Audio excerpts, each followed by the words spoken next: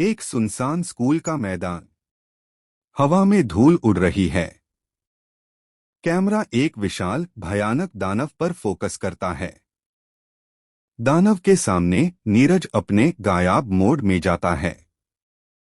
नीरज लगातार दानव पर वार कर रहा है, मुक्के, लात, सब कुछ। लेकिन दानव पर कोई असर नहीं हो रहा है। वह सिर्फ अपनी जगह पर खड़ा मुस्कुरा रहा है। नैरेटर नीरज अपनी पूरी ताकत लगा रहा था, पर दानव की ताकत के आगे उसके हमले बेकार साबित हो रहे थे। नीरज को लगने लगा कि उसकी सारी कोशिशें बेकार हैं। अचानक दानव का विशाल हाथ उठता है और नीरज को जोर से मारता है। नीरज हवा में बहुत दूर जाकर गिरता है। वह दर्द में है, लेकिन तुरंत उठता है। नैरेटर दानव के एक ही वार ने नीरज को जमीन पर गिरा दिया। लेकिन नीरज को पता था कि हार मानने का कोई सवाल ही नहीं था। वह बिजली की रफ्तार से उठा और अपनी बची हुई सारी शक्ति को इकट्ठा किया। नीरज पूरी ताकत से दौड़ता है और दानव के सिर पर एक निर्णायक वार करता है। दानव लड़खड़ाता है और जमीन पर गिर जाता है। चारों ओर लोग हैरान हैं। नैरेटर नीरज का ये वार काफी था। दानव मूर्छित होकर गिर गया। हर कोई हैरान था, यह सोचकर कि यह दानव अपने आप ही कैसे गिर गया। दृश्य 2, दानव का गायब होना।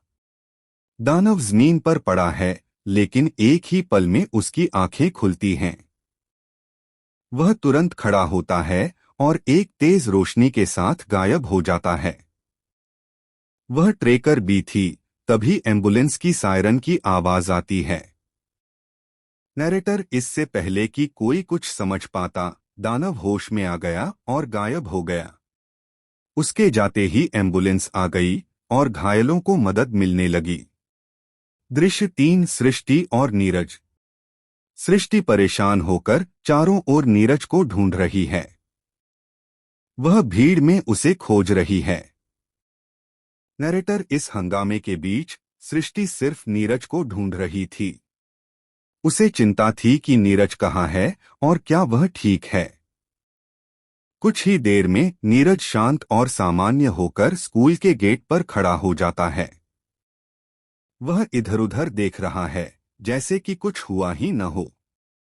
यह सब उसकी एक्टिंग थी। सृष्टि दौड़कर नीरज के पास जाती है। सृष्टि, नीरज, तुम कहाँ थे? क्या तुम ठीक हो? नीरज, हाँ मैं ठीक हूँ। तुम ठीक हो? सृष्टि, हाँ मैं ठीक हूँ। नीरज बस ओके कहता है और मुस्कुराता है। तभी स्कूल की घंटी बजती है और सभी छात्र अपने अपने घर जाने लगते हैं।